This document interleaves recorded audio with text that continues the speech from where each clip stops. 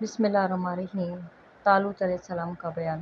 ایک روایت میں یوں آتا ہے کہ ایک دن بنی اسرائیل نے حضرت شمویل علیہ السلام سے کہا، اے حضرت، ہمارے سے دعا کیجیے تاکہ اللہ تعالیٰ پر ہم کو سلطنت عطا فرما دے اور ہم خدا کے دشمنوں کو مار کر زیر و زیر کریں۔ ایک سردار بھی ہم کہ ان لوگوں سے اس قدر جہاد کریں۔ چنانچہ یہ بات سن کر اللہ تعالیٰ نے ارشاد فرمایا، کیا تو نے یہ دیکھی نہیں، ایک جماعت قوم بنی اسرائیل میں حضرت موسیٰ کے بعد جب انہوں نے اپنے نبی مقرر کیے، دیوے ہمارے واسطے ایک بادشاہ کو جو ہم جہاد کرے، اور اللہ تعالیٰ کی راہ میں ہم کو نکال دیا اور ہمارے گھروں سے اپنے بیٹوں سے، پھر جب ان کا حکم ہوا لڑائی کا پھر گئے، پھر مگر تھوڑے ان کے اپنے عہد قرار پر قائم رہے۔ پھر اللہ تعالیٰ خوب معلوم ہے جو ظالم تبصیر میں ہے۔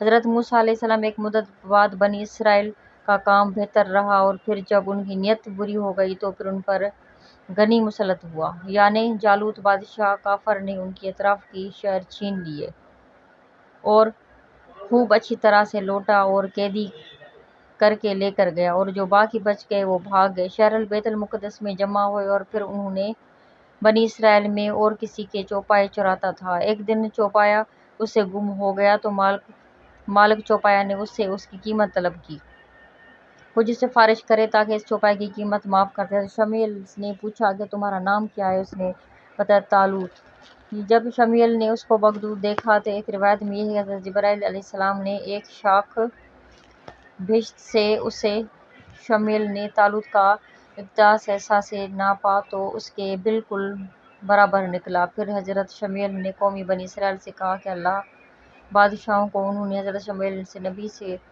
کہا کہ کیوں گر گئی ہوگی اس کی سلطنت ہمارے اوپر اور ہمارے حق سے زیادہ، اور میں اس کا مال بھی کوئی کشائش نہیں ہے۔ پھر اس کے چوپایا بھی گم ہو گیا، پھر وہ بھی اس قیمت ہی نہ کر سکا، آخرکار کیوں ہمارے بادشاہ ہوگا یہ سن کر شمویل نے فرمایا، تحقیق اللہ تعالیٰ نے اس کو پسند فرما لیا ہے، تم سے اس کو زیادہ کشائش علم نہیں، اور اس بدن میں زیادہ قوت اور طاقت عطا فرمائی ہے۔ اللہ تعالیٰ نے دیتا ہے اپنے مالک جس کو چاہتا ہے، اللہ تعالیٰ بڑی گنجائش رکھتا ہے ہر چیز پر۔